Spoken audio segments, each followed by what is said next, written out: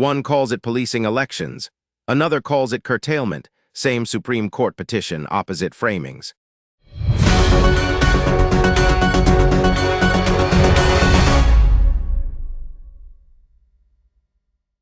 This is Parallax Newsroom. The Trump administration asked the Supreme Court to allow an order targeting mail-in voting before the midterm elections. MSNBC framed the development neutrally, reporting that Trump asks the High Court to allow a mail-in voting order in time for midterms. The Associated Press kept its language similarly clinical, noting the administration urges the court to allow an order targeting mail-in voting before midterms. CNN leaned into a more active verb, reporting that Trump asks the Supreme Court to let him curtail mail voting. The Washington Times offered a distinctly different frame, reporting that Trump asks the Supreme Court to revive his plans for the post office to police elections. The stake for viewers is whether the legal action is read as administrative election security or an effort to restrict ballot access.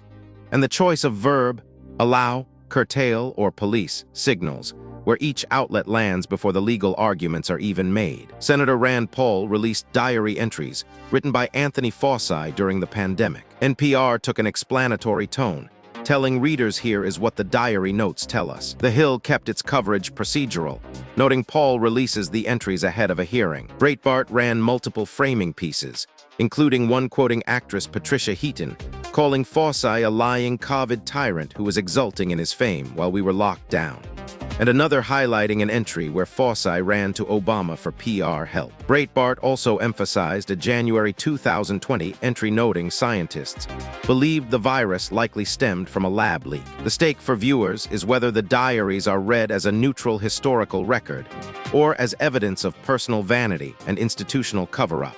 And Breitbart's selection of quotes does the heavy lifting that NPR and The Hill leave to the reader. Candidates Abdul El-Sayed and Haley Stevens participated in a debate for the Michigan Senate primary. The Hill described a fiery primary reaching its final stretch and offered takeaways from the debate. CNN focused on conflict, reporting that the candidates traded personal attacks and offering its own takeaways. The Washington Times zeroed in on a single exchange, reporting that El-Sayed hit Stevens over $30 in AIPAC spending during the debate. The stake for voters is whether the race is defined by personal animosity, outside money, or policy substance, and each outlet's framing determines which of those dimensions the reader encounters first. The Pentagon updated its official database of United States casualties in the Iran war. NBC News reported that the official death toll no longer lists 4 troops killed during renewed fighting. The Guardian quoted veterans calling the revision a huge disrespect and separately reported more than 600 casualties in a quiet database update. The Hill kept its framing to a single line, reporting the Pentagon is mum as casualties rise. The stake for the public is whether a quiet bureaucratic revision is treated as a clerical matter or as an effort to obscure the human cost of an ongoing conflict.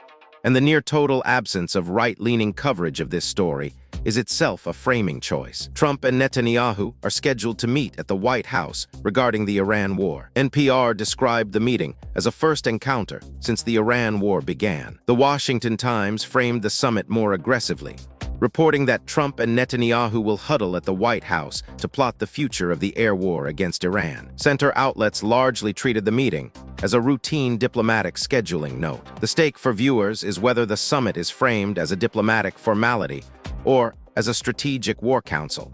And the word plot carries implications that a neutral read of a diplomatic meeting would not. Across all 5 stories, the pattern is clear.